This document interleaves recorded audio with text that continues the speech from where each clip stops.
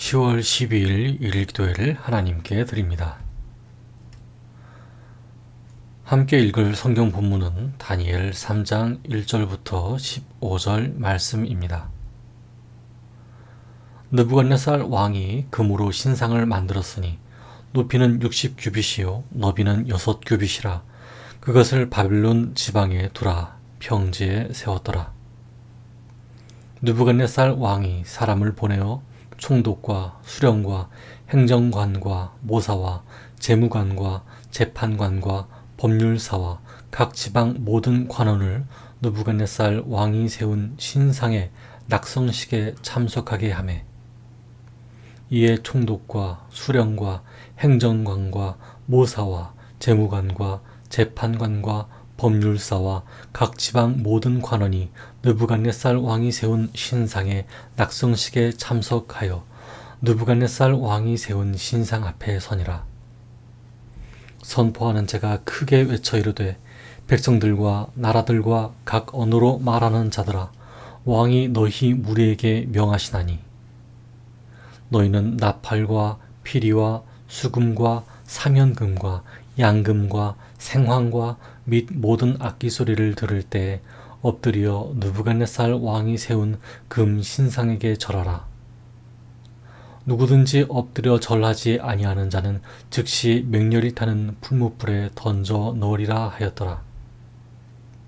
모든 백성과 나라들과 각 언어를 말하는 자들이 나팔과 피리와 수금과 삼현금과 양금과 및 모든 악기 소리를 듣자 곧 느부갓네살 왕이 세운 금 신상에게 엎드려 절하니라. 그때 어떤 갈대아 사람들이 나와 유다 사람들을 참소하니라. 그들이 느부갓네살 왕에게 이르되, 왕이여 만수무강하옵소서. 왕이여 왕이 명령을 내리사 모든 사람이 나팔과 피리와 수금과 사면금과 양금과 생황과 및 모든 악기 소리를 듣거든 엎드려 금 신상에게 절할 것이라. 누구든지 엎드려 절하지 아니하는 자는 맹렬히 타는 풀무불 가운데에 던져 넣음을 당하리라 하지 아니하셨나이까. 이제 유다 사람 사드락과 메삭과 아벳느고는 왕이 세워 바벨론 지방을 다스리게 하신 자이거늘, 왕이여 이 사람들이 왕을 높이지 아니하며 왕의 신들을 섬기지 아니하며 왕이 세우신 금 신상에게 절하지 아니하나이다. 느부갓네살 왕이 노하고 분하여 사드락과 메삭과 아벳느고를 끌어오라 말하매, 드디어 그 사람들을 왕의 앞으로 끌어온지라. 느부갓네살이 그들에게 물어 이르되, 사드락, 메삭, 아벳느고야, 너희가 내 신을 섬기지 아니하며 내가 세운 금 신상에게 절하지 아니한다 하니 사실이냐? 이제라도 너희가 준비하였다가 나팔과 피리와 수금과 삼현금과 양금과 생황과 및 모든 악기 소리를 들을 때 내가 만든 신상 앞에 엎드려 절하면 좋거니와, 너희가 만일 절하지 아니하면 즉시 너희를 맹렬히 타는 풀무불 가운데에 던져 넣을 것이니 능히 너희를 내 손에서 건져낼 신이 누구이겠느냐 하니. 아멘. 오늘 우리의 예배와 기도를 받으시는 하나님을 뵙습니다. 말씀을 나눌 때 하나님의 임재가 우리 가운데 있기를 바랍니다. 오늘은 다니엘은 다니엘, 너희는 너희 라는 제목으로 말씀을 전하겠습니다. 다니엘 3장은 다니엘이 부재 중인 장입니다. 그도 그럴 것이 다니엘 3장 안에는 다니엘의 이름이 없습니다. 게다가 다니엘의 지위를 표현한 명칭도 없죠. 즉 다니엘은 3장 그 어디에도 모습을 드러내지 않습니다. 어찌서일까요? 다니엘 3장의 배경은 널따란 평지입니다. 여기서 느부갓네살 신상을 세우고 신상 건축 기념 행사를 치르고 있었죠. 국가적인 큰 행사였습니다. 하지만 이 행사장에 다니엘은 없었습니다. 왕궁에서 왕궁 일을 하고 있었거든요. 게다가 다니엘은 굳이 낙성식에 참여하지 않아도 되는 인물이었습니다. 다니엘 2장 46절에 보면 느부갓네살이 다니엘에게 엎드려 절하고 예물과 향품을 드립니다. 그리고 말하죠. 다니엘, 내가 이 꿈을 해몽하겠다는 것은 내 하나님이 신들 중에 신임이 틀림없다. 느부갓네살은 평범한 인간에게 절하고 예물을 드리지 않습니다. 하지만 다니엘은 예외였죠. 이 장면에서 느부갓네살은 다니엘을 하나의 신으로 인정해 준 것인 셈입니다.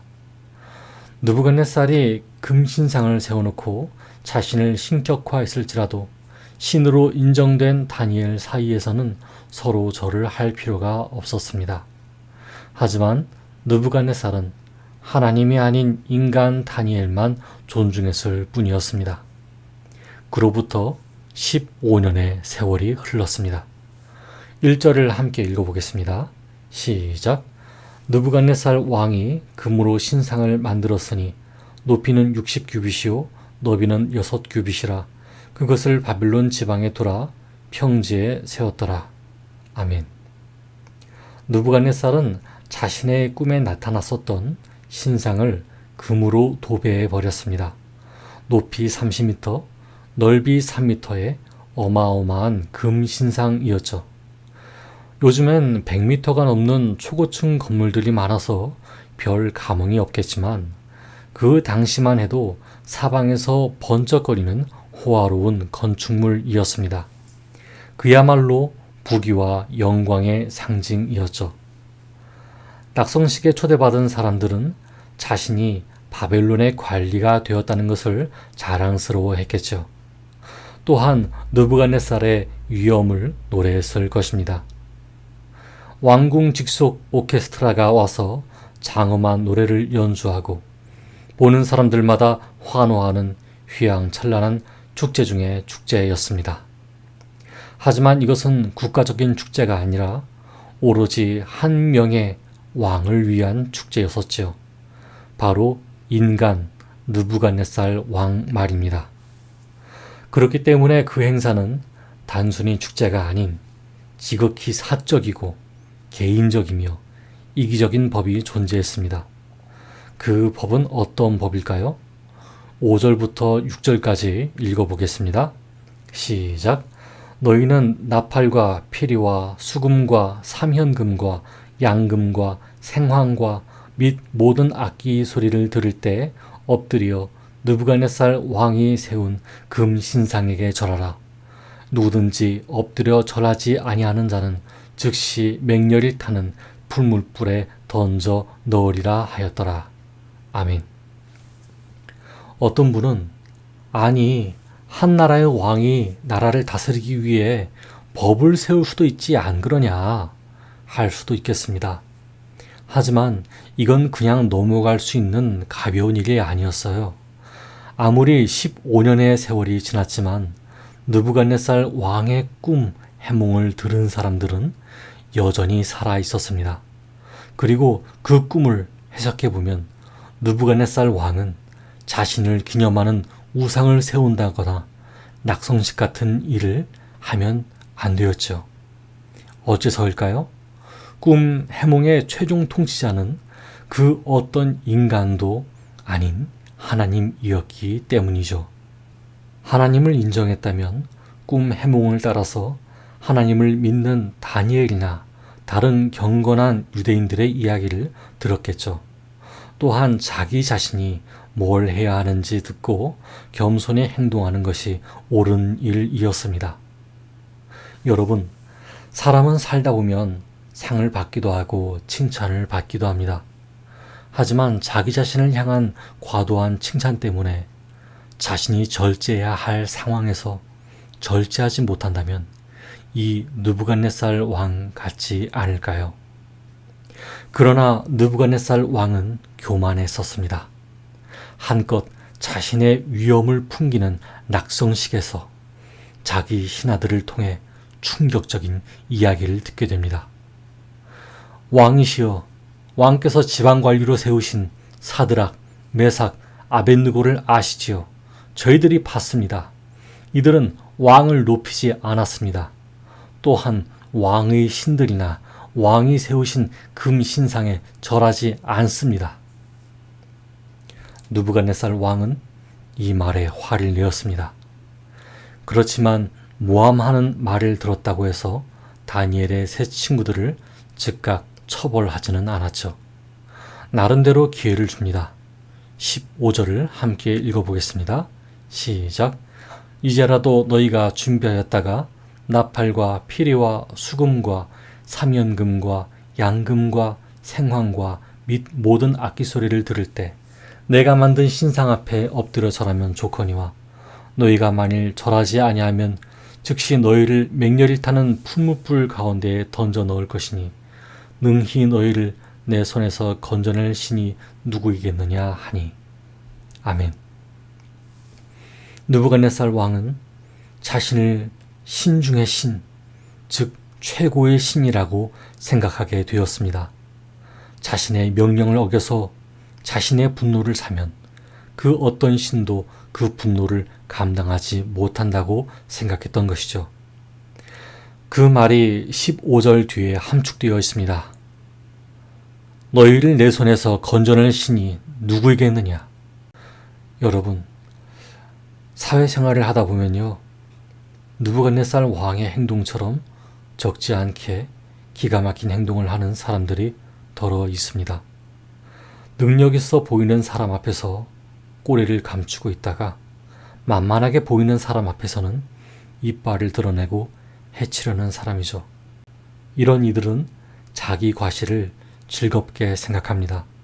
그리고 이런 사람 아래에 있는 사람들은 자기 존재를 소극적이게 만들며 비하합니다.